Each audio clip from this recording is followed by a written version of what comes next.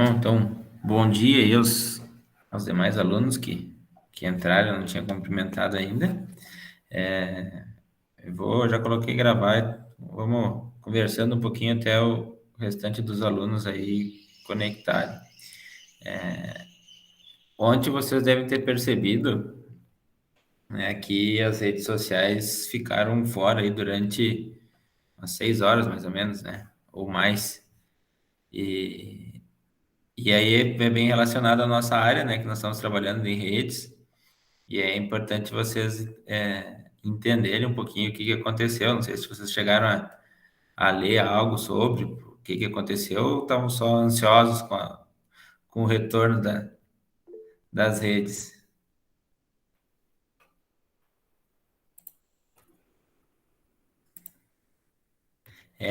Tá relacionado não só com os servidores de DNS, um dos problemas foi também os servidores de DNS, mas também foi problema de roteamento, né? De roteamento BGP, que é os roteamentos entre os sistemas autônomos que divulgam as rotas para essas redes, né? Então, eles não tinham mais rota para a rede do Facebook, e, obviamente, de todos os outros serviços do Facebook, né? Então, correu uma atualização ali por volta da meio-dia e pouco, ali meio-dia e 40, né? Começou a ter troca de informações excluindo rotas para redes, e essas redes eram do Face, né? Então, é problema de configuração de roteador, né? Que a gente vai ver mais adiante lá na outra disciplina, a gente vai trabalhar mais com essa parte de configurações de redes, e aí vocês vão conseguir entender bastante isso, né? Mas também foi relacionado ao servidor de DNS, né? Além de não ter a rota para a rede, os servidores de DNS não conseguiam mais resolver o nome, né? Tinha alguns IPs ainda que tinham rota, mas aí como não tinha rota para o servidor de DNS, não conseguia resolver esses nomes.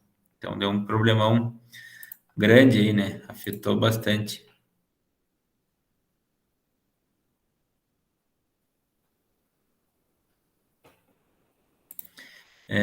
Na semana passada a gente trabalhou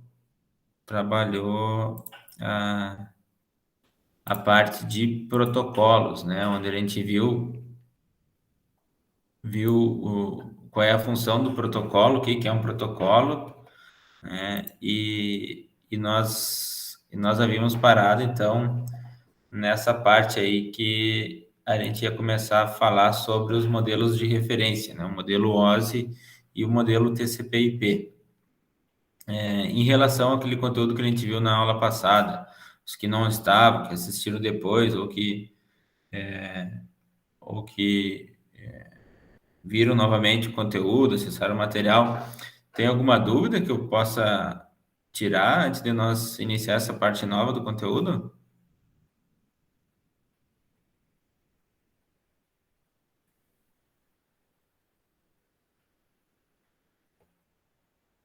O silêncio é que vocês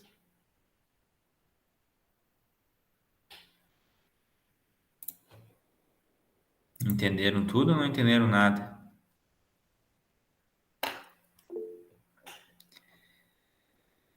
Beleza. Então vamos adiante, então.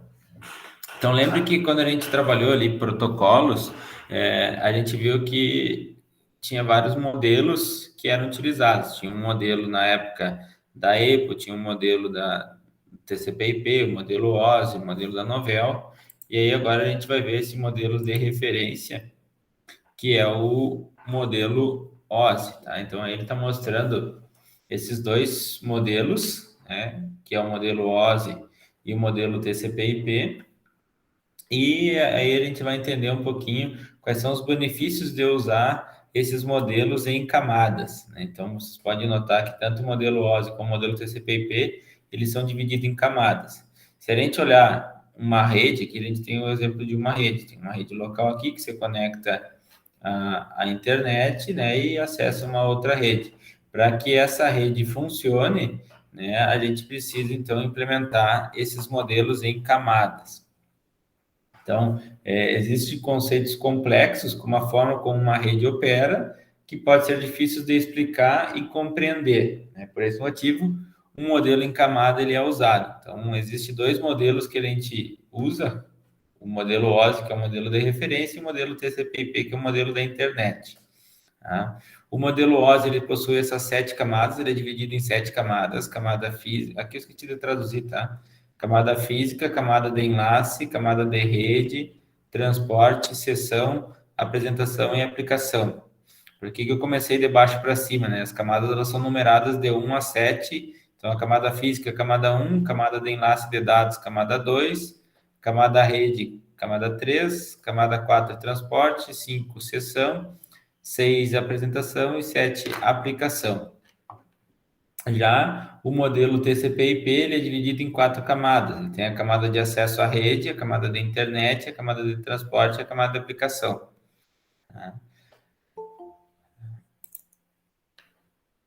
Aqui vocês conseguem visualizar a suíte de protocolos TCP/IP. O que é isso? É o conjunto de protocolos que a gente já falou um pouquinho na aula passada, né? E aqui a gente tem, por exemplo, na camada de aplicação, o protocolo HTTP, DNS, DHCP, FTP. Na camada de transporte, a gente tem o TCP e o UDP. Na camada de rede, na camada de internet, a gente tem o IPv4, IPv6, ICMP versão 4, ICMP versão 6. E na camada de acesso à rede tem o Ethernet, o WLAN, SONET, SDH, vários outros protocolos aí, né? Isso é só uma amostragem aí de alguns protocolos dessa suíte TCP/IP. Tá? E agora a gente vai falar um pouquinho então de cada um desses modelos, né? Então, quais são os benefícios? Por que quando se pensou em montar um modelo em camadas, né, o que isso vem auxiliar, né? Quais são os benefícios que isso tem para nós, usuários, tá?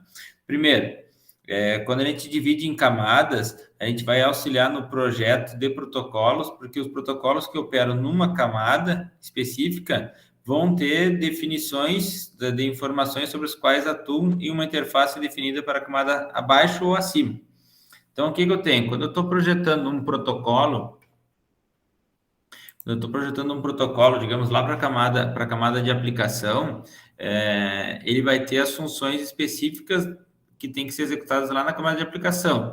E ele tem que só saber quais são as informações que ele tem que passar para a camada de baixo. Né? Se eu pegar um protocolo lá da camada de rede, ele vai ter uma interação com a camada de transporte e com a camada de enlace. Né? Então, tem essas informações. E quando a gente trabalha isso com camadas, a gente também consegue estimular a competição entre os fornecedores, entre os fabricantes, porque esses produtos de fornecedores diferentes, eles podem trabalhar em conjunto. Por exemplo, eu uso uma máquina Windows, por exemplo, com um navegador Chrome. São de fornecedores diferentes, o sistema operacional e o navegador, e eu acesso, por exemplo, um servidor web que está hospedado num servidor Apache, que é de um outro fabricante. E isso tudo ocorre de forma tranquila. Se eu quiser abrir a mesma página com o navegador Edge da Microsoft, se eu quiser abrir do Firefox da Mozilla, a página vai abrir da mesma forma. Por quê? São fornecedores diferentes, mas eles executam as mesmas funções da camada de aplicação. Então, a gente consegue trabalhar isso tranquilamente. Eu tenho uma rede sem fio que o meu roteador é da TP-Link, eu tenho um outro roteador que é da D-Link, por exemplo. Né? São fabricantes diferentes, mas eles conseguem fazer o mesmo papel, a mesma função, sem problema nenhum. Tá? Então, isso facilita, né, essa competição, e quando tem competição, obviamente, cada vez mais cai o preço. Né?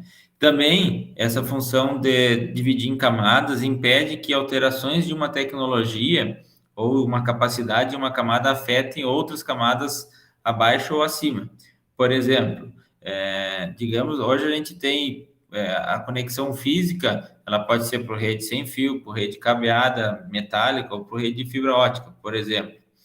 Digamos que seja inventada uma nova tecnologia ou tenha uma atualização de uma tecnologia existente.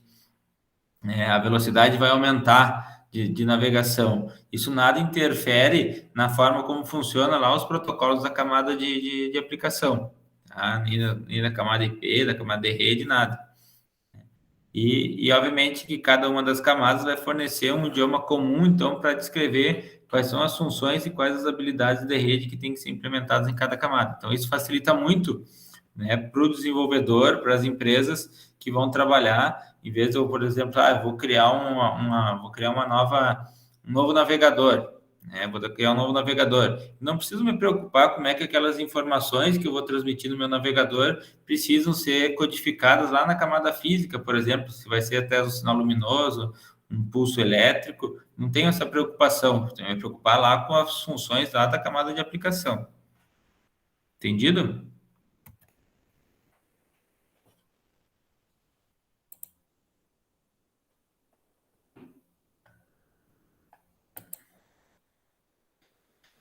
Então, o modelo OSI. Aí a gente tem, então, as 7 camadas do modelo OSI, né? A camada física, que é a camada 1, é a camada responsável por descrever os meios para ativar, manter e desativar conexões físicas.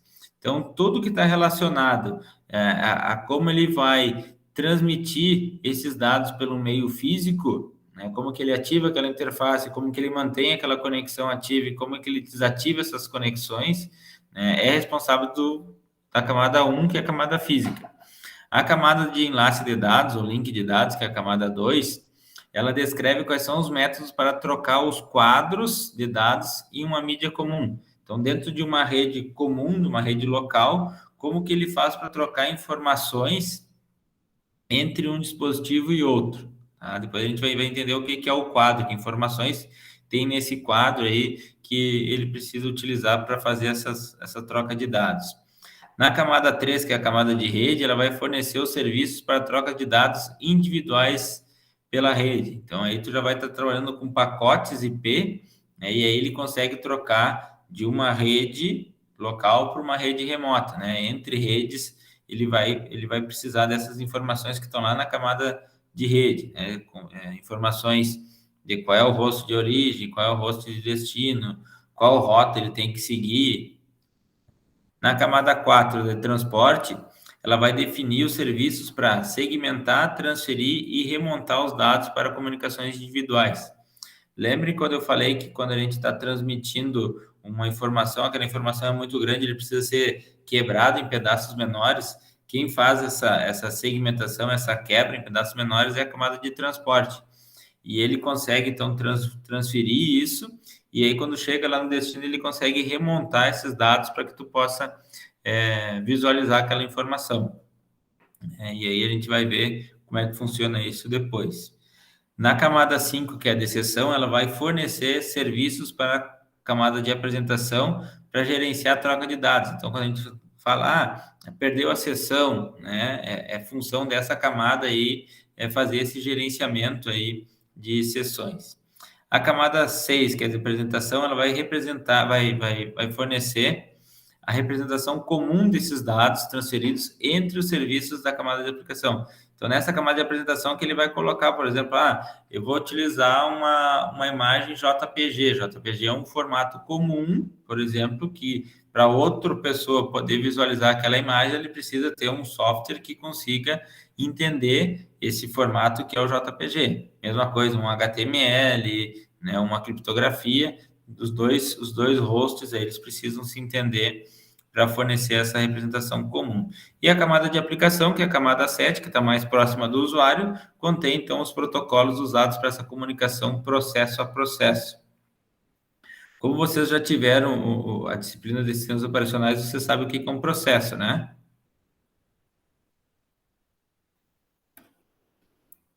Quem é que saberia me dizer aí, definir o que é um processo? De forma bem simples.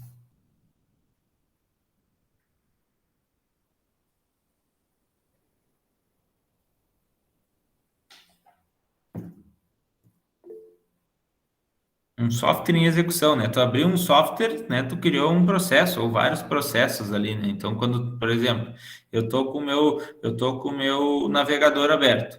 O navegador aberto, ele é um software que ele entrou em execução, ele é um processo. Então, eu vou ter um processo carregado e lá no meu servidor web, onde eu vou me comunicar com ele, também tem um processo responsável por fazer essa comunicação. O Rafael colocou a execução de determinada tarefa de certo programa. Isso, né? E quando tu abre um programa, na verdade, ele cria um ou vários processos, ou, né, às vezes algumas threads que a gente chama de processos menores, mas é isso aí mesmo, tá? Para que... Então, sempre a gente vai ter na aplicação essa comunicação responsável por trabalhar um processo na minha máquina local e um processo na máquina de destino. Isso, esse processo é um programa ou um aplicativo em execução, né? Em execução.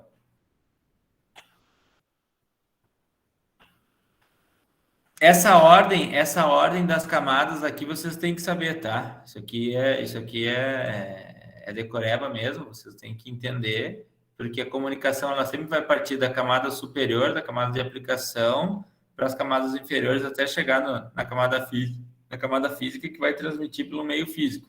E aí vocês vão ver que tem interação entre essas camadas que vocês precisam saber o que está acontecendo.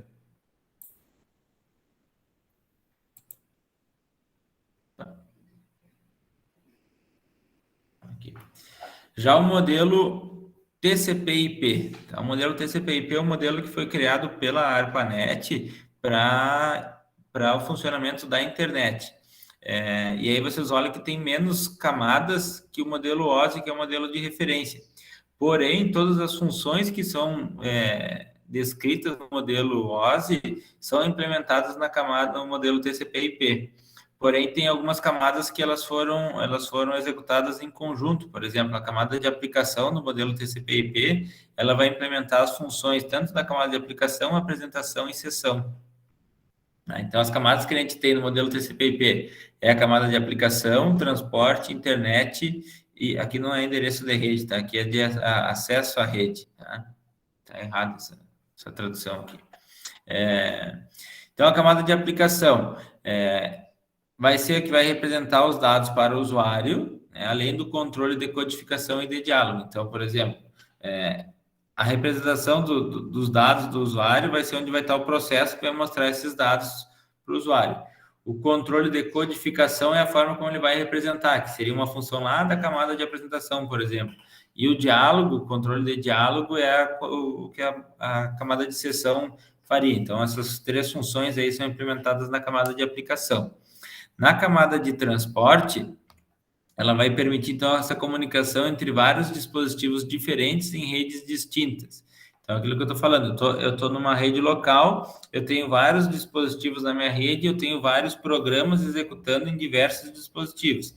Essa camada de transporte que é responsável por fazer a segmentação, né, remontar esses pacotes, identificar para qual processo, para qual aplicação ele tem que enviar, tá? E obviamente, para qual rede ele vai fazer isso com a ajuda da camada da internet, que ela vai identificar quais são os hosts e vai determinar qual é o melhor caminho para chegar naquela rede. Isso quando a gente tem algum caminho, por exemplo, o que aconteceu ontem, que eu estava comentando no início da aula ali, o que aconteceu ontem com o Facebook ali, os serviços do Facebook, que foi excluído os caminhos que levavam até a rede do Facebook, então ninguém tinha acesso ao Facebook, não foi perdido nada de dados, mas o que acontecia? Ninguém conseguia acessar os servidores do Facebook porque não tinha rota e nenhum roteador indicando como chegar àquela rede. Então, quando a gente tentava acessar o Facebook, ele tentava fazer a tradução de endereços para o IP do Facebook, ele não achava uma rota para chegar até ele. Então, é um problema ali da camada de internet. E na camada de acesso à rede, ele vai controlar, então, toda a parte de hardware e o meio físico para que possa ser transmitido isso pela minha rede. Então, esses são os dois modelos aí que a gente trabalha. E aqui a gente tem essa comparação, então, deles que eu estava comentando. Ó. O modelo TCP/IP, a camada de aplicação, ele vai implementar a função das três camadas superiores do modelo OSI, a camada de sessão, apresentação e aplicação. A camada de transporte continua igual, a camada de rede do modelo OSI passou a se chamar internet, e a camada física e camada de enlace de dados, elas elas são implementadas na camada de acesso à rede. Então, o modelo OSI divide a camada de acesso à rede e a camada de aplicação, né, em várias camadas, e o conjunto de protocolos TCP/IP não especifica quais protocolos usar ao transmitir por um meio mídia física, né? Então, ele trabalha de forma mais simples, né? E essas camadas do modelo 1 e 2 do modelo OSI discutem quais os procedimentos que são necessários para poder acessar esse meio físico através de uma mídia.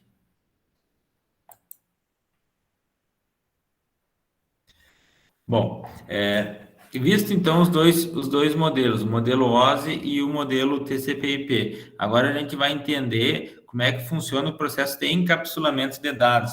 Encapsulamento de dados é como os dados vão trafegar isso dentro da própria máquina até chegar da camada de aplicação, até chegar lá na minha camada física, e como ela vai passar isso por uma mídia e chegar do outro lado e até chegar de novo lá na camada de aplicação do outro host. Tá? Primeira coisa, para acontecer esse encapsulamento de dados, a gente tem que entender um pouquinho como é que é feita essa segmentação de mensagens. Anotem aqui eu tenho uma rede onde eu tenho dois usuários, dois hosts distintos, e os dois precisam acessar serviços de um servidor. Tá? Para que esses dois possam acessar esse serviço, o que é feito? É feita uma segmentação. O que é? Um pouco vai ir dado desse usuário e um pouco vai dado desse usuário, né? Então, a segmentação é o processo de dividir essas mensagens em unidades menores, e aí a gente tem esse processo de multiplexação, que ele torna vários fluxos de dados segmentados, intercalados juntos. Se a gente não tivesse, primeiro, a segmentação, o que ia acontecer? Eu ia ter uma informação, um pacote, né, uma mensagem muito grande, que ela provavelmente, para chegar lá ao destino, ela teria diversas dificuldades em função do tamanho, e aí, enquanto eu não tivesse mandado toda essa minha mensagem, ninguém mais na rede poderia utilizar essa rede, né? Então, o que eles fazem? Eles segmentam, quebram em pedaços menores, para que, se ocorrer algum erro, ele consiga retransmitir apenas aquele pedaço pequeno e não todo a mensagem. Então, ele torna isso mais fácil. E a multiplexação, que ele faz esse vários fluxos, o que ele faz? Então, eu posso mandar um pedaço da mensagem desse usuário e um pedaço da mensagem desse usuário. Então, os dois ocupam ao mesmo tempo a rede. Com isso, aumenta a velocidade. Então, é possível enviar grandes quantidades de dados pela rede sem vincular um link de comunicação, né? Então, eu consigo trabalhar isso de forma mais simples. Aumenta também a eficiência, então somente segmentos que não conseguem alcançar o destino vão precisar ser retransmitidos, né, e não todo aquele fluxo de dados. Então, isso também tem uma eficiência maior. É a mesma coisa, por exemplo, né, de tu mandar um objeto, tu vai mandar vamos pensar assim, vamos fazer uma mudança, né? Uma mudança de uma cidade para outra, né? E aí vocês vão encaixotando as coisas de vocês em caixas, né? E desmancham, por exemplo, um roupeiro e vão colocando isso, né, em caixas separadas, por exemplo, né? E aí na hora de enviar, vocês não conseguem mandar num único caminhão e vai em dois caminhões, por exemplo. Vai em dois caminhões. Quando chega lá, um caminhão você perde no caminho e chega só o outro, né? Quando tu vai montar as coisas, não consegue, tu vê que está faltando alguma coisa. Esse caminhão que chegou, ele não precisa retornar para te enviar tudo de novo. Tu vai ter que só achar aquele caminhão que foi perdido, né? E mandar de novo aquilo lá, né? Então, ele trabalha dessa forma aí, sem problema nenhum. E aí tu poderia, por exemplo, nesse mesmo caminhão, tu poderia ter objetos de outras pessoas, por exemplo, também que iam para a mesma cidade lá fazer essa entrega. Então, mais ou menos funciona dessa forma. Não sei se ficou mais fácil de entender ou não.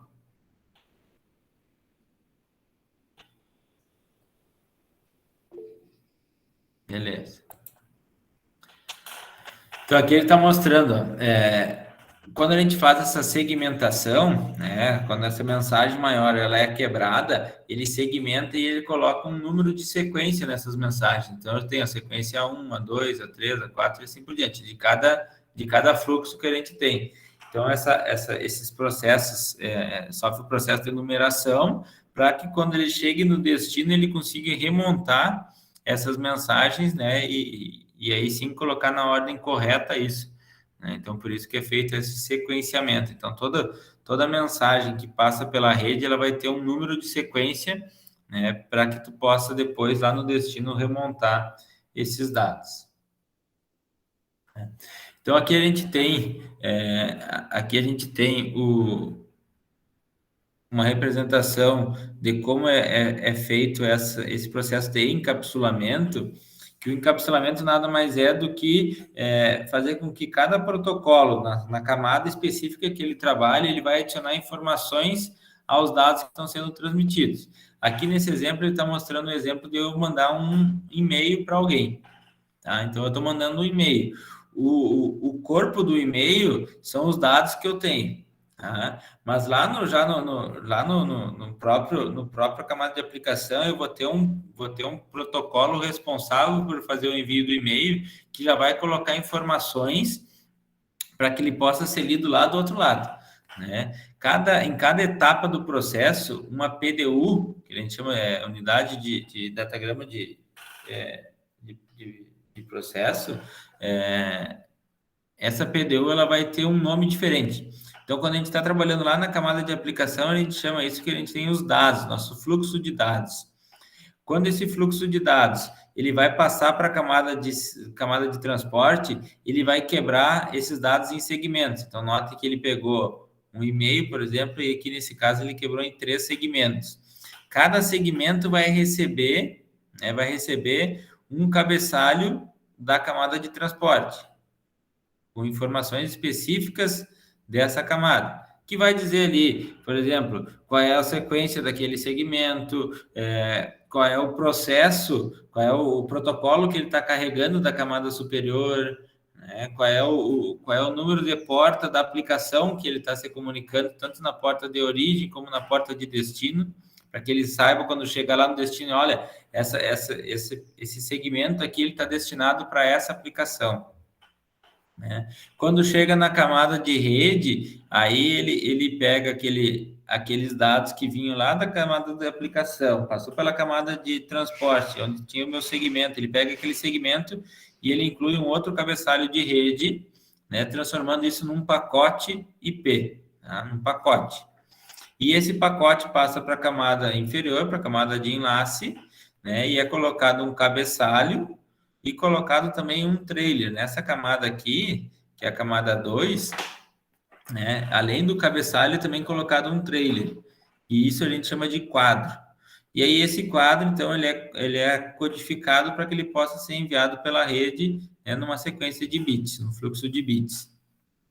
Então, cada uma das camadas tem um nome para sua PDU. Tá? Na camada de aplicação é os dados, na camada de transporte o segmento, na camada de rede de internet é o pacote, na camada de enlace nós temos o quadro ou frame e na camada física os bits.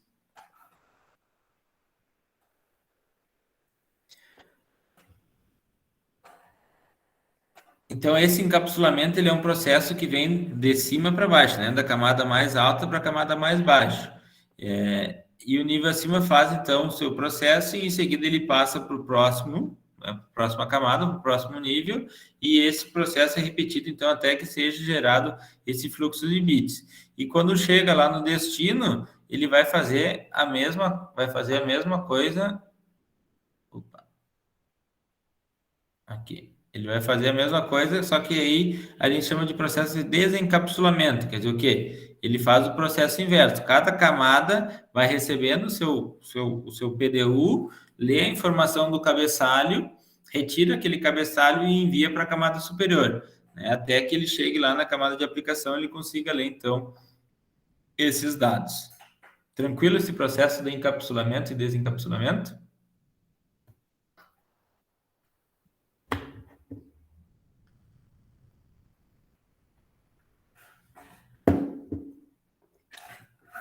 Então, vamos entender agora como é que funciona o processo de acesso a esses dados. E aí, professor? Oi. Mesmo não sendo recomendado, porque tu não vai conseguir várias pessoas à rede, teria como tu mandar a mensagem inteira numa vez só? Não. Não teria? Não, porque tu vai ter limitador da camada física, porque ela não vai conseguir receber um pacote muito grande, ela vai limitar, tá? Ela vai limitar e vai descartar aquele pacote porque ele é muito grande, né? Daí tu não consegue. Sim, entendi. Mas já é como ele é implementado, né? Claro que tu poderia implementar um protocolo que ele aceitasse tu mandar um pacote muito grande, mas é aquilo que eu digo assim, é inviável porque a probabilidade de ocorrer um erro nessa transmissão é muito grande, né? E aí Qualquer tu teria errinho que que ter dá, muita tu tem que memória, por voltar exemplo, tudo. para te conseguir armazenar tudo isso, né? Tudo isso numa placa de rede, por exemplo, na tua própria placa de rede, a memória da placa de rede para te pegar todos aqueles dados, ele vai converter isso num fluxo de bits, para que ele possa, depois de converter tudo, ele conseguir transmitir isso, seria muito grande. Então, por isso que não foi pensado dessa forma.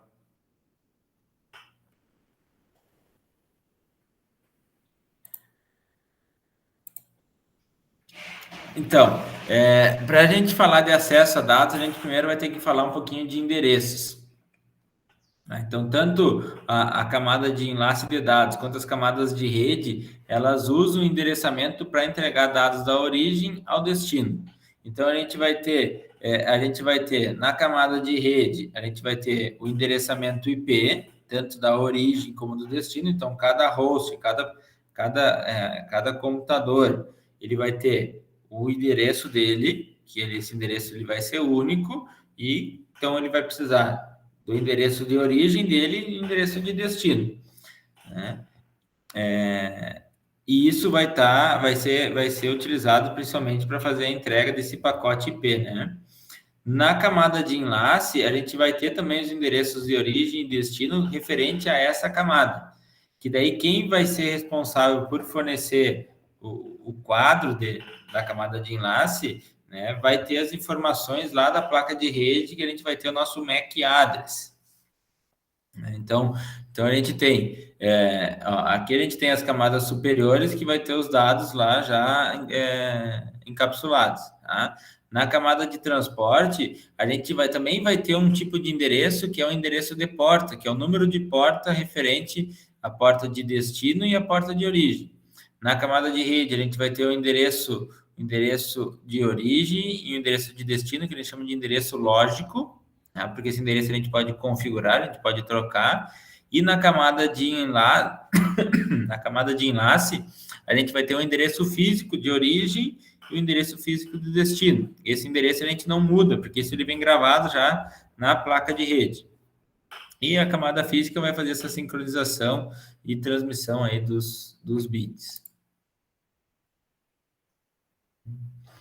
Então, o endereço lógico que a gente chama, aqui ficou junto, o endereço lógico, que é o endereço da camada 3, da camada de rede, é o endereço IP. Então, cada host ele vai ter um endereço IP para identificar aquele host. Então, eu vou ter uma comunicação, eu tenho aqui informações dos meus dados, tá? Dos meus dados. Deixa eu, opa, tá? Informação aqui dos meus dados, e aí isso aqui vai ser encapsulado, então, com um cabeçalho IP. Nesse cabeçalho IP, né, onde ele está formando o pacote, eu vou ter informações do meu IP de origem e o meu IP de destino. Tá? Então, quando eu vou mandar esse pacote pela rede, o que acontece? Esse pacote vai com informação no cabeçalho, qual é o IP de origem e qual é o IP de destino. Quando chegou aqui no roteador, o roteador vai ler assim, olha, eu tenho rota para esse IP de destino que ele está me dizendo? Tenho. Ah, então joga por aqui. Chegou no outro roteador, tenho rota para aquele lá? Tenho, manda para cá. Quando chegou aqui, esse servidor aqui, ele vai ver, olha, esse pacote ele veio destinado para mim e quem mandou isso aqui foi essa origem. O que eu tenho que fazer? Eu tenho que responder para ele. E aí começa todo o processo inverso. O endereço IP, só para vocês entenderem, depois a gente vai falar especificamente do endereçamento IP, tanto IPv4 como IPv6. Ele tem duas partes. Tá? Quando a gente tem um endereço, por exemplo, esse endereço aqui, ó, 192.168.1.110. Isso é a forma como a gente representa um IP versão 4. Esse IP, ele tem uma parte que identifica a parte da rede, né, e uma parte que identifica a parte do host. Isso em IPv4. Em IPv6, a gente chama aqui o prefixo da rede e a identificação da interface do host. Tá? Então, a parte mais à esquerda do endereço indica qual é a porção da rede, qual é o grupo de rede que aquele endereço faz parte. Cada rede local, cada rede LAN ou WAN, ela terá uma mesma parte de rede. Então, por exemplo, todos os computadores que fazem parte da mesma rede local, os primeiros, a parte à esquerda do endereço sempre vai ser igual. Né? Se a gente estivesse no laboratório de informática, lá no IFE, eu ia mandar vocês dar o comando, por exemplo, ipconfig, para verificar qual é o IP de cada máquina. Aí vocês iam identificar lá, por exemplo, o meu IP é 92.168.1 alguma coisa. O computador do vizinho, 92.168.1, um outro número. Né? Porque esse 192.168.1, isso é a porção da rede. Então, isso é igual. E aí eu vou ter o final 110, 111, 112 e assim por diante. Tá? Notem que aqui, ó, esse PC de origem aqui, ó, 192.68.1.110. E meu IP de destino, que é o meu servidor web, 172.16.1.99. Notem que a parte à esquerda do endereço é totalmente diferente de um para outro. Então, quer dizer o quê? Eles estão em redes diferentes. Tá? E a parte do host, então, que é a parte restante do endereço, ele vai identificar qual é o host naquela rede. E aí tem que ser exclusivo. Não posso ter dois hosts com o mesmo endereço. Senão a gente tem um conflito de IP e aí os dois ficam fora da rede. Tá? Não vai funcionar.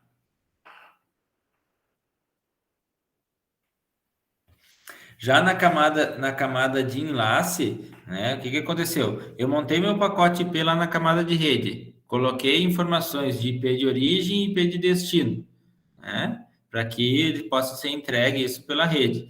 Agora, o que acontece? Eu vou passar isso para a camada de enlace. A camada de enlace vai fazer um encapsulamento e vai colocar informações de endereçamento, né, física. Então, ele vai colocar lá. Então, notem aqui, além do endereço IP aqui, a gente está colocando informações de endereço MAC, que é o endereço físico. Por exemplo, PC1 tem um endereço, tudo identificado por A. E aqui eu tenho um servidor, que agora vocês conseguem ver pelo endereço IP. Pelo endereço IP, vocês conseguem visualizar que eles estão na mesma rede ou não? Se a gente olhar só para o endereço IP, se a gente não olhasse ali a imagem abaixo, a gente usasse só lá o cabeçalho IP lá. Eu tenho o PC1 com o IP 192.68.1.110 e o servidor FTP 192.68.1.9. Vocês conseguem notar que a parte 192.68.1 é igual. Isso quer dizer o quê? Isso é a porção da rede, então eles fazem parte da mesma rede. E aí o PC1 tem a identificação 110 e o servidor a identificação 9, né, dentro da rede. Então eles estão na mesma rede. Quando eles estão na mesma rede, né, o meu cabeçalho da camada de enlace vai colocar já o endereço MAC já do dispositivo que ele quer chegar. Então, o destino vai ser o MAC tudo C, que é o MAC do servidor FTP, e a origem vai ter a identificação do MAC do PC1. Aí essa comunicação é feita diretamente do PC1 para o servidor FTP. Isso quando ele está na mesma rede. Tá? Então ele vai fazer isso, tá? Vai ser essa comunicação direta aqui, que foi o que eu estava explicando aí nessa rede. Quando a gente tem dispositivos que vão ser acessados em redes diferentes, então quer dizer o quê? Eu identifiquei que esse dispositivo que eu quero acessar não está na mesma rede, o que vai acontecer? Eu vou ter que passar por um gateway de rede. O gateway de rede é o roteador responsável por pegar o pacote que está na minha rede local e encaminhar isso para uma rede remota. Aí o que vai acontecer? As informações lá do cabeçalho IP da camada de rede não vai mudar, vai ficar o IP de origem, que é o meu PC, e o IP de destino, que é o endereço IP do meu servidor que eu quero acessar. O que acontece lá na minha camada de enlace? A camada de enlace ele vai colocar o IP de destino, não vai ser o MAC lá do meu servidor web, porque eu não consigo chegar até ele com essa informação. Então, o que eu tenho que mandar? Eu tenho que mandar para o meu gateway. E aí eu vou colocar, então, como meu destino, na informação do cabeçalho da camada de enlace, o MAC do gateway, do meu roteador. Quando chegou aqui, nesse roteador, o que ele vai acontecer? Ele vai ler a informação lá do cabeçalho IP e ele vai, não, eu tenho rota, vou mandar para o próximo destino. E aí, essa informação da camada de enlace vai mudando no decorrer da rede. Então, isso vai afetar aí essa informação. Né? Então, aqui, quando eles têm essa parte diferente da rede, eles conseguem identificar que estão em redes diferentes e aí, obrigatoriamente, ele vai ter que mandar para esse gateway, né? Que foi o que eu comentei com vocês. Né? Só para ter uma noção como é que é o conhecimento de vocês, tá? Olhem essa rede aqui. Eu tenho o PC1, que tem o IP 192.168.1.110, e aqui eu tenho um outro PC que ele está sem endereço IP. Tá? Tá sem endereço IP. E aqui eu tenho um roteador 1 que tem o endereço IP 192.168.1.1. Tá? O PC1 e o roteador 1 estão na mesma rede? Sim ou não? Quem acha que sim, aperta na mãozinha aí. Vamos fazer uma interação aí.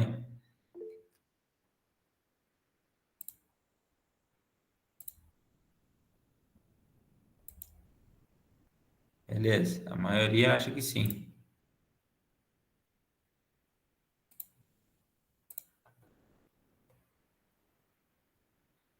Os demais, tá, podem baixar a mão agora. Os que acham que o PC1 e o roteador 1 não estão na mesma rede.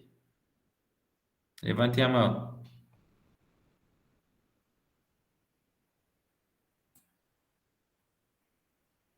A Fátima estava com a mão levantada antes já, né, Fátima? Ou tu acha que eles estão em redes diferentes? Foi errado, só desculpa. Tá. Eles estão na mesma rede. Anotem que a porção 192.68.1, né, é a mesma porção lá do roteador 1. Então, eles estão na mesma rede. Se eu quisesse colocar um endereço para esse outro PC aqui, para esse outro usuário que está aqui, que endereço eu poderia colocar? Quem é aqui? Que digita eu falo aí? Só ia mudar o final, né? Só ia mudar o final. E não poderia ser 110 nem 1, né? Porque o 110 e 1 já estão ali. Então, qualquer valor, né? 192.168.1.x, colocou o Felipe, né? Esse X, ele poderia ser do 2 até o 109 ou 111 até 254. A gente tem nessa faixa aqui, nesse X que o Felipe colocou, pode ser de 0 até 255. Esses são os valores aceitados. O 0 e o 255 a gente não pode usar porque são endereços especiais. Né? E nesse exemplo ali, o 110 está sendo ocupado pelo PC1 e o endereço final 1 está ocupado pelo roteador 1. Então, esses a gente não poderia colocar. Qualquer outro a gente poderia colocar. E aí, se eu perguntar para vocês, qual vai ser o endereço do gateway do PC1? Sempre que a gente configura um computador, ele tem o endereço IP, ele tem a máscara de subrede, e ele tem o gateway. Né? Vai ter essas informações. Qual que vai ser o gateway do PC1?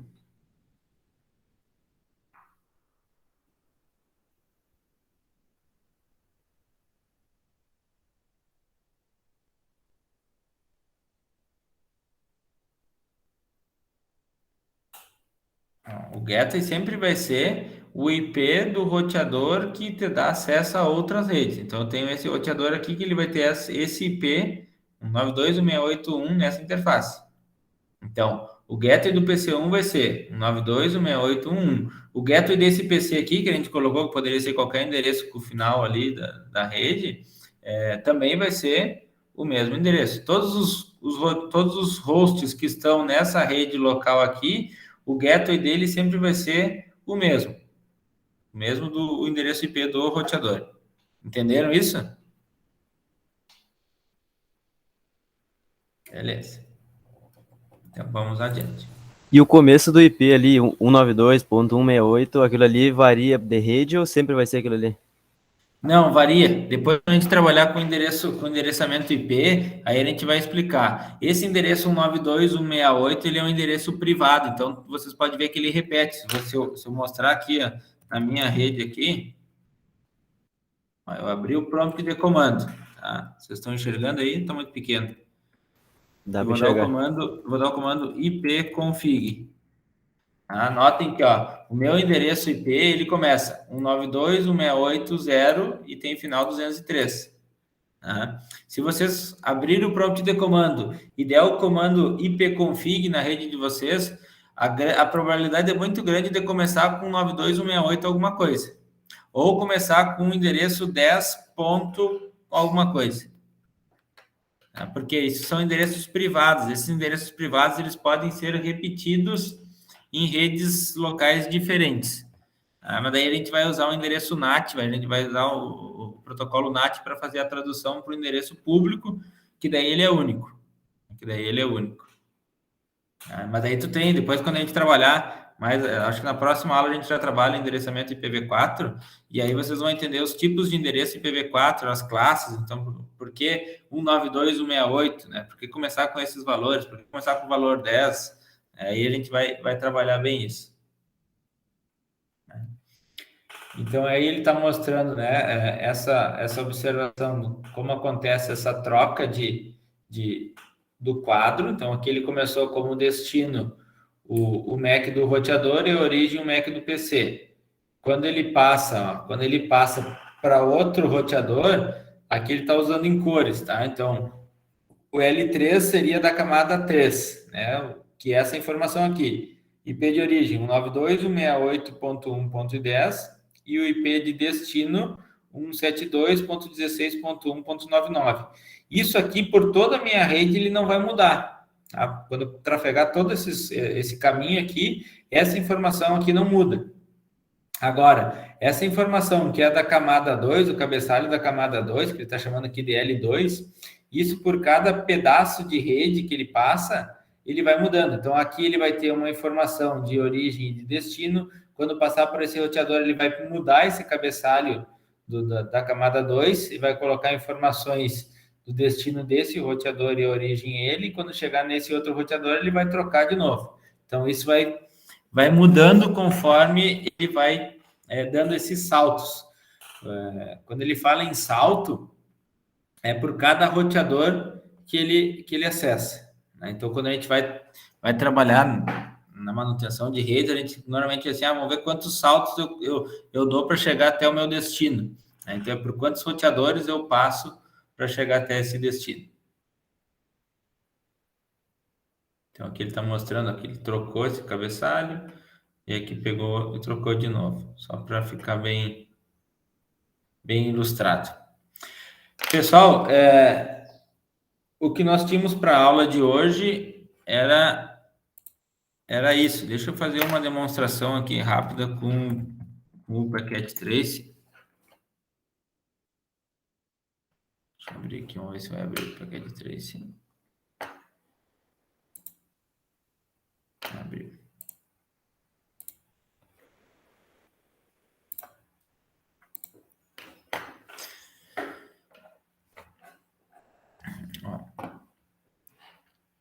Esse software aqui é um software de simulação. Eu vou colocar aqui alguns PCs só para vocês entenderem. Tá 4 PC mesmo. Eu vou colocar um switch e vou ligar esses PCs ao switch.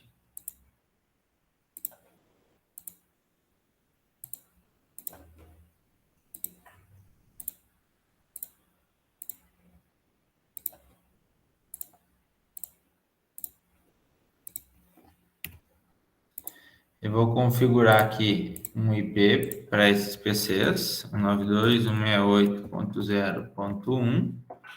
E a máscara 255, 255, 2550. Não, vou botar aqui. Vou botar 10. Fica mais fácil. 10. O PC1 vai ser 192.168.0.11. O PC2 192.168.0.12. O PC3 192.168.0.13.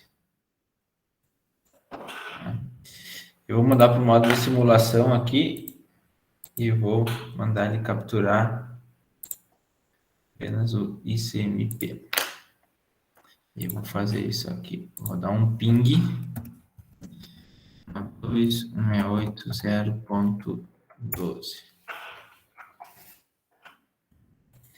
Quando eu criei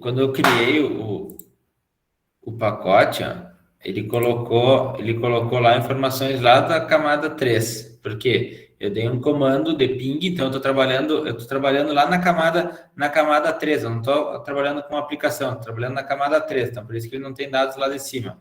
Aí ele colocou o IP de origem, 192.168.0.10, que é esse PC aqui, e o IP de destino, que foi o ping que eu dei, para o 192.168.0.12, que é esse outro PC aqui. O que vai acontecer? Ele precisa preencher esses dados da camada 2. Aí, quando ele conseguiu preencher os dados da camada 2, aí ele consegue mandar para lá. Então, olha aqui. Aí ele tem informações da camada 2, então ele tem, além de informações do IP de origem com o IP de destino, isso foi encapsulado lá no protocolo Ethernet, que é o protocolo da camada 2, e ele colocou, além de outras informações, o MAC de destino e o MAC de origem. E aí ele consegue, então, transmitir isso pela minha rede. Se fosse uma outra rede aqui, vou dar uma simulação aqui. Se eu tivesse aqui, por exemplo, um outro roteador, aqui, e um outro switch aqui.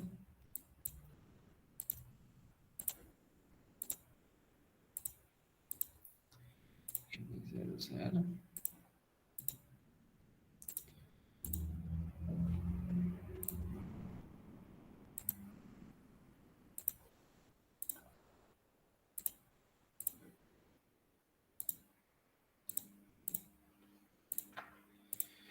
Digamos que aqui eu colocasse o endereço 192.168.1.10.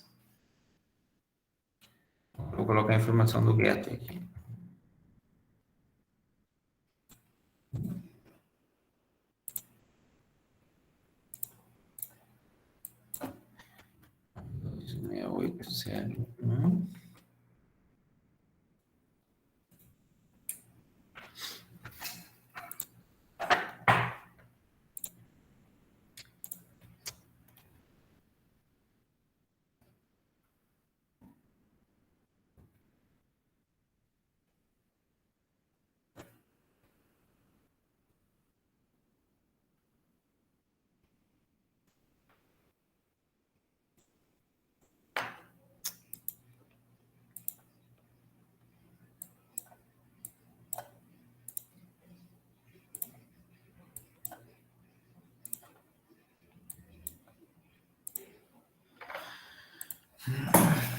Agora, o que eu fiz? Eu criei outra rede, então só configurei esse PC e esse PC aqui para eles terem acesso um ao outro. Eu vou dar um ping aqui. Ping 192.168.1.10.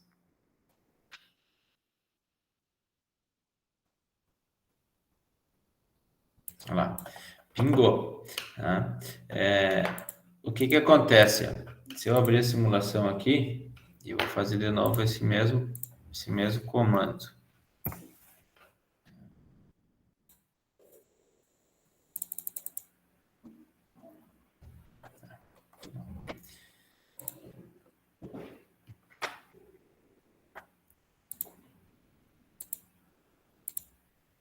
Ó, ele está colocando O IP de origem, 192.168.0.10. O IP de destino, 192.168.1.10. Notem que essa proporção da rede, que é os três primeiros valores aqui, são diferentes. Então, estão em redes diferentes. O que que acontece? Lá, quando ele encapsula isso, o que que ele vai fazer? O MAC de destino agora, vocês vão ver que esse MAC aqui não corresponde ao MAC desse PC aqui. Se eu der o comando aqui, ó, ipconfig/all, ipconfig/all, ó, o endereço MAC dessa interface, ó, o final dela é 6B95. E olha lá o MAC de destino, 1B01. Tá? 1B01. Esse MAC de destino é referente, ó, 1B01, ó, ao MAC da interface Giga00 do roteador, que é esse aqui. Quando ele passou para o roteador e foi para o switch, o que que aconteceu?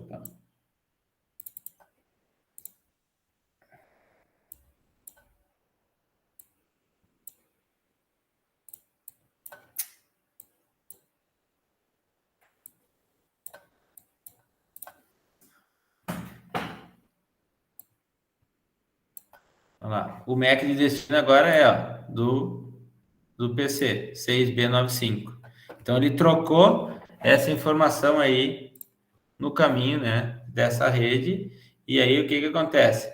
Todos os PCs dessa rede, para poder acessar lá, vai passar pelo gateway. Então, todas as informações que vão ter aqui, todos eles vão ter como gateway o mesmo endereço, 192.168.0.1. Ficou claro isso, pessoal? Com esse exemplo aí, facilitou um pouquinho?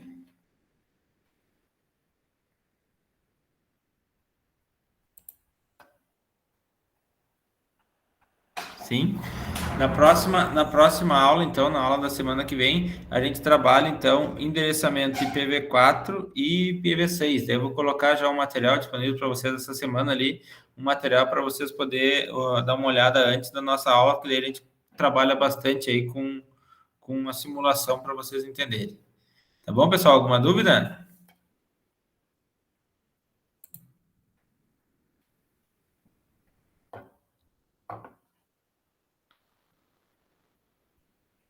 Então, tá beleza. Vou parar a gravação aqui.